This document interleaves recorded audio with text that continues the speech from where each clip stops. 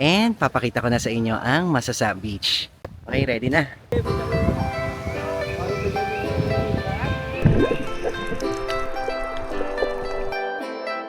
Kuya, magkano po yung babayaran kapag ito nirentahan namin yung boat? Actually, nasa likod na natin ngayon guys ang Isla Sombrero. Nasa sa inyo kung gusto nyo mag-island hopping or just simply chill dito sa beach.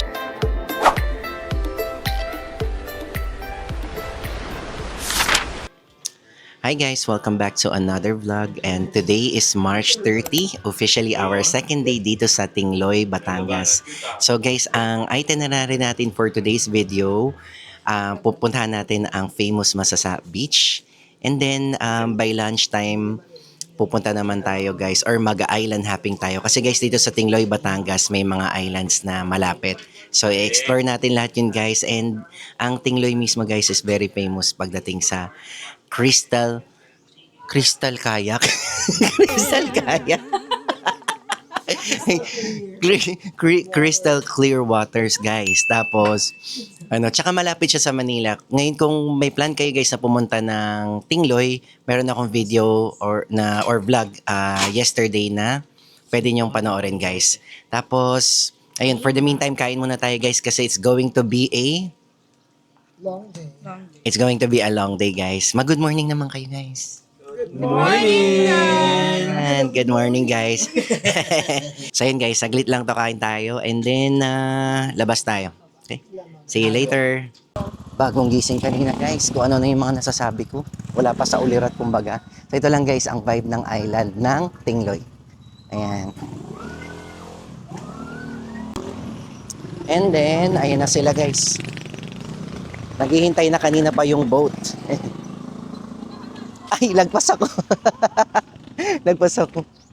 Okay, tara guys. Grabe naman yung aming private tour. Oo, yan. Sige ate. Siya po yung madam, siya may-ari ng aming very comfortable stay dito sa Tingloy, Batangas. Di ba te? Guys, solo lang. Apo. Chat na lang kayo sir pagka pagpauwi na. Kasi yung problema, ito yung dadaanan guys ha. Kasi nga baka masira ko yan. Joke lang. Yeah. Uy! Sabi ko na nga ba yung bato eh. Apo. Yan, sakto lang sa amin yung boat. Good for 10 to pero 7 kami. Na?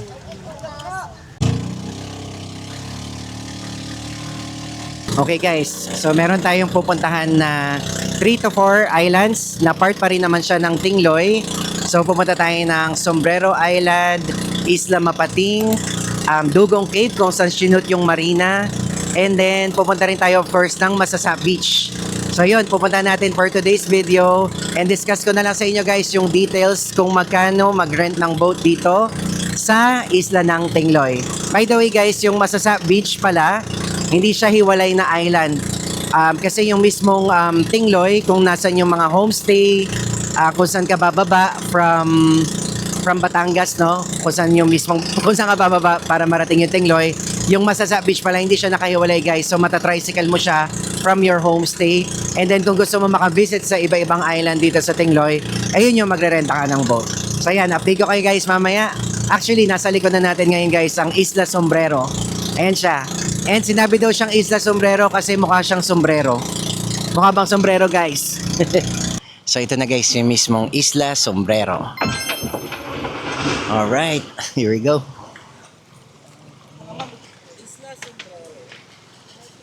Ito si Kuya yung aming captain. Kuya, magkano po yung babayaran kapag ito nirentahan namin yung boat ng good for 10 kasi yung boat na to eh. Kung po, 500 po ang per head. Okay guys, 500 per head. So since 7 tayo, that's going to be 3,500. Pero since magpapahatid kami, Kuya, sa may Masasa Beach mismo, na lang, no? Mag-additional lang po kayo ng panggas. Okay. Kasi usually yung tour nila, yung mga nasa island lang, no? Yung mga hiwalay na island from the main island doon sa may Masasa Beach. So ang mangyayari, ihati tayo nila Kuya mamayang hapon doon sa Masasa Beach. Thank you Kuya. Okay, mga sir. Right guys, dito na tayo. Ang ganda. First pa lang to ha. Dito sa Sombrero Island, meron din mga ganyan. Yan, tambay muna tayo dyan kasi napakainit guys. Pero bakit ka pa nagpunta ng beach no kung ayaw mo ng araw? So ito, nilalaban na natin guys ang araw. Anyway, ang pwede mong gawin dito sa Sombrero Island, pwede tayong mag-fish feeding tsaka mag-snorkeling. Anyway, dito tayo binaba nila kuya. Siyempre, papakita ko rin sa inyo.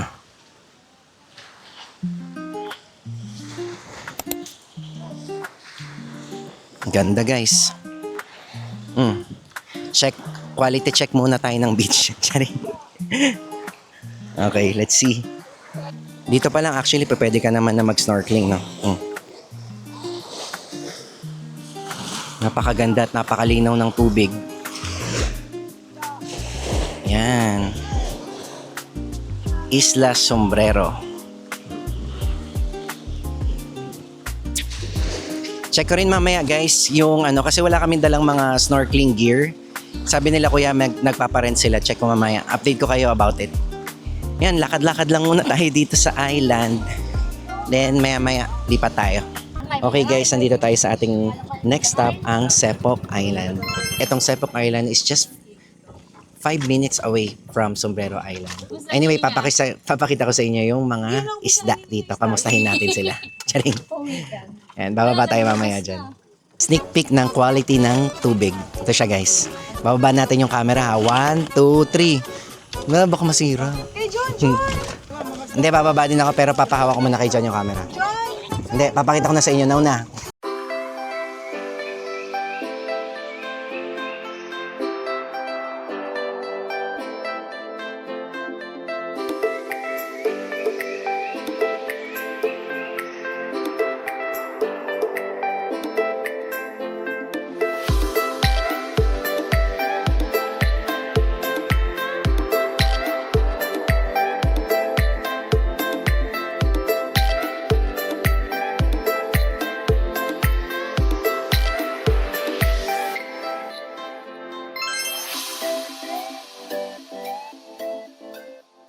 Alright guys, sobrang ganda nung ilalim ng dagat no? Yun yung sa may area ng Sepok Island. Tama no? Sepok Island. Literally, bumalik lang kami guys ulit ng bangka. Tapos umandar ng onte. Ang ating next stop ay ang Dugong Cave. Tapos guys, yung mga kasama namin ayaw na nilang sumama. Gumibap na sila kasi mainit. Pero for today's video, ang kasama natin si Miss Beth. Joel! Rico. So lalakarin lang natin guys from here. Yan, nandun yung Dugong Cave. Ay, may lumaban ulit na isa. Okay, tara na guys. Yung pa pala guys, nakalimutan ko sabihin no, yung snorkeling gear ang kasama na pala yun sa babayaran. Wala na yung part yung para makahinga ka, yung goggles, yun. Tapos may life vest naman sila, yun yung snorkel na tinatawag no. So yun, kung pupunta kayo dito, tapos pwede rin kayo magdala dala niyang sarili niyong gear na lang. Yan, ganyan. O, di ba?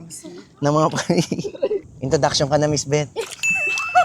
Okay guys, nandito na tayo sa Dugong Cave kung saan sinot yung marina. Tara, pasok tayo.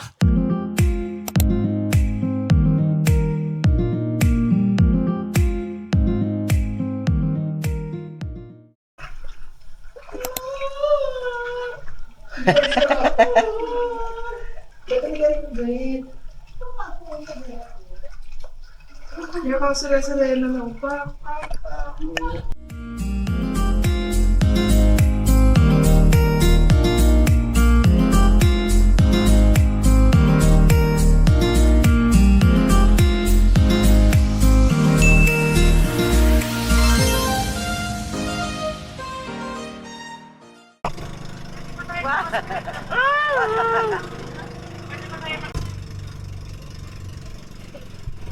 Okay guys, for our next stop, nandito tayo ngayon sa sentro mismo ng Masasa Beach. Wala pa tayo dun sa actual beach mismo, no?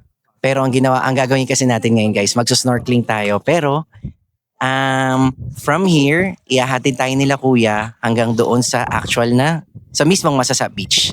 So yung Masasa Beach guys, nandun siya sa may bandang dulo. And then, kakapit lang tayo guys dito sa Kati. Tapos aandar yung bangka habang tayo naka-snorkeling gear or naka-goggles para makita natin yung buong dagat papunta doon.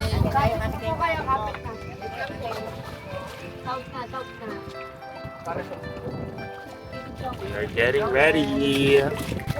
Oh, say hi muna.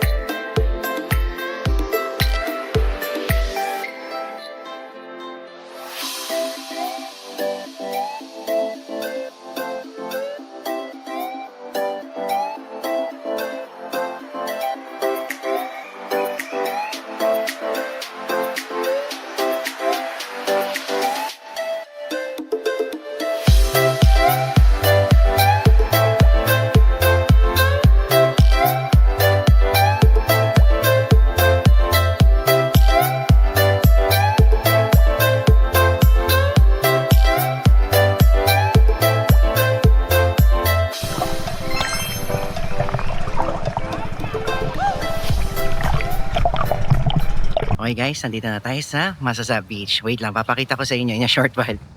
Explain ko lang. So, yung naging tour natin, yung island hopping, mga inabot siya ng 3 hours and 30 minutes. Tapos dito na kami dinerecho, hinatid sa Masasa Beach. Tapos dito lang din kami binaba nila kuya. Yan dyan. And papakita ko na sa inyo ang Masasa Beach. Eto siya guys. Wait lang. Hindi ko rin sure kung saan ka pwede magstay dito. May bilihan ba? Check natin doon kasi doon siya banda. Ayaw pa kasi pakita sa inyo yung Masasa Beach guys. Alright. Okay, tara. Okay, ready na.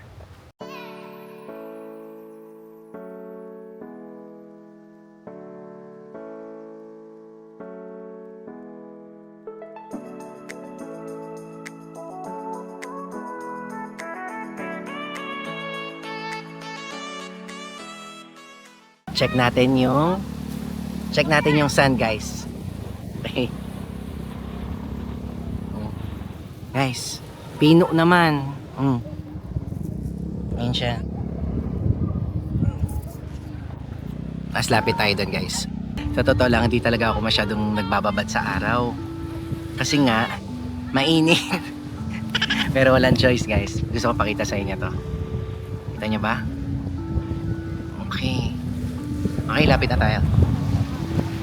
Okay. Ano siya guys?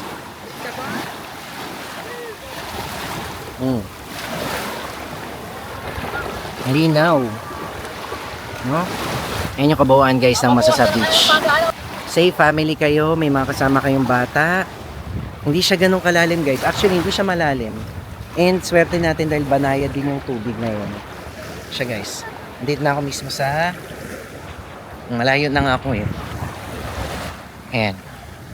Ganda no? Parang Boracay din ano. Tsaka pag nasisinagan siya ng araw guys, ang kinang talaga. Ayan guys oh. May onting bato no? Pero hindi maano to siguro. Ayan siya. Op op. Ayan, kung makita nyo guys yung mga tao, nakakalayo sila oh. Ayan. Ayan. Quality beach guys. Napakaganda. Actually, siguro na against the light ako. Against the light ba? Ano, paatras tayo maglalakad ganyan. Actually, I think pwede mo nang spend yung buong araw mo no sa pagpunta mo lang dito sa Masasa Beach lang mismo. Kasi guys, ang Masasa Beach, di tricycle lang siya from the homestay. So usually ang mga homestay nandito lang sa mismong island na to eh. Kaya tricycle lang, usually 5 to 10 minutes, mararating mo na tong Masasa Beach. Depende sa pag-i-stay mo. So what I mean, nasa sa inyo kung gusto niyo mag-island hopping or just simply chill dito sa beach, no? Ayan, lakad-lakad muna tayo. Ay, hindi ko pala napakita yung first impression ko ng Masasa Beach. Ganyan ang late reaction. Tara, lakad-lakad tayo dito. Uy! Grabe guys, no? Bakit kasi yung mukha ko pinapakita ko? Pa. Okay. Tapos, harap ko na lang dito yung camera, guys. Sana narinig niyo yung mga sinabi ko. Ang lakas kasi ng hangin. Pero banayad pa rin yung tubig, guys. So ito, guys, nasa gitna na siguro tayo ng Masasa Beach. Ito yung kanilang I Love Masasa.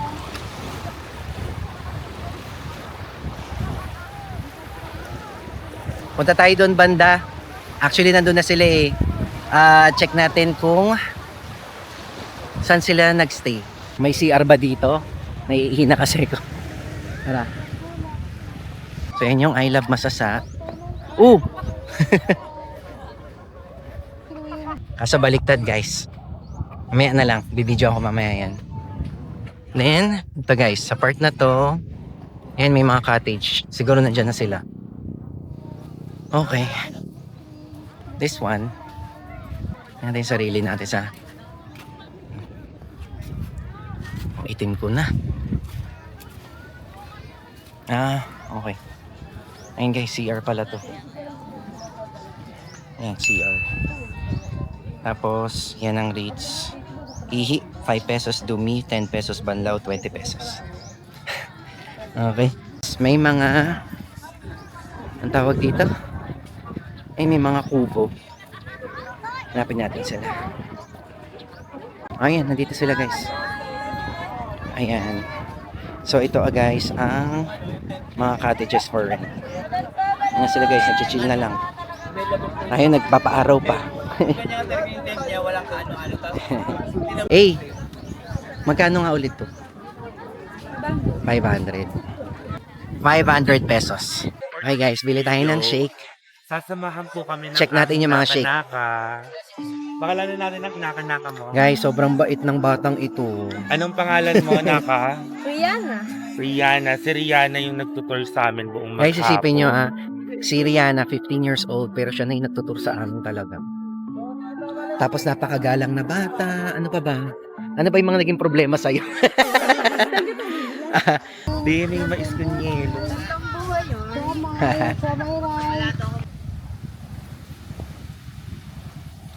Maraming pwedeng kainan din pala guys.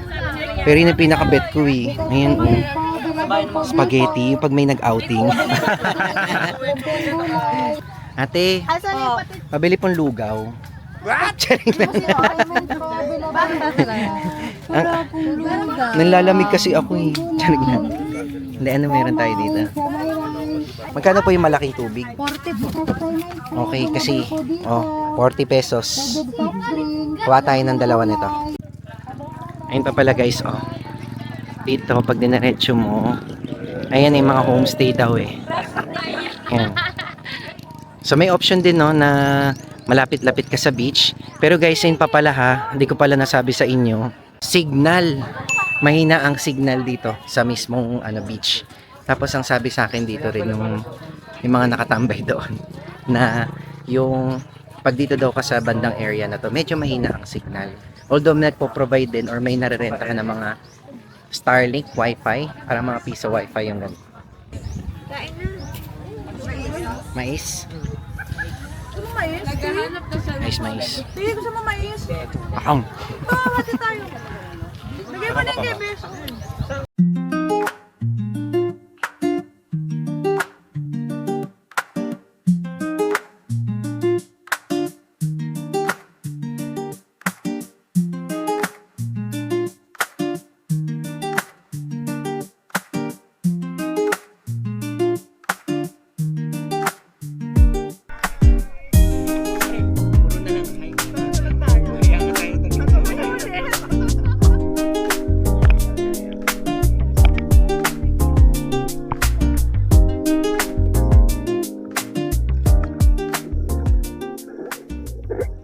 Guys, ito palang cottage na ni-rent.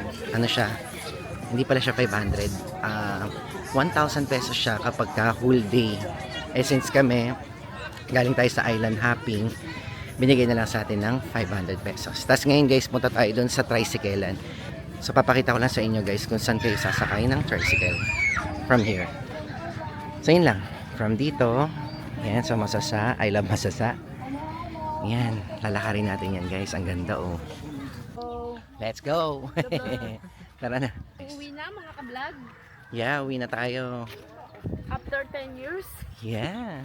Ganda dito, grabe. Yun ay mag-asawang bata. Baka gusto niya mag-hiking. Ano na? Mag-asawang bata. Mag-asawang bato? Yung dalawang yun. Mag-asawang? Paano naging mag-asawa yan? Magkakabe. Ha?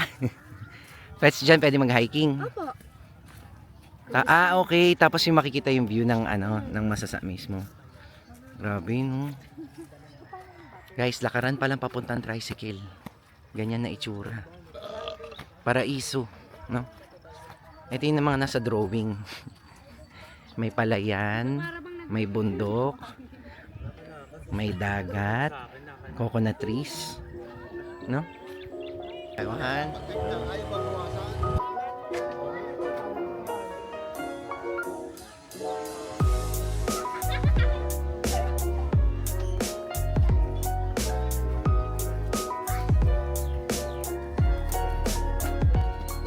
Ang tricyclean, andun sa dulo. Lang maliligaw, ha?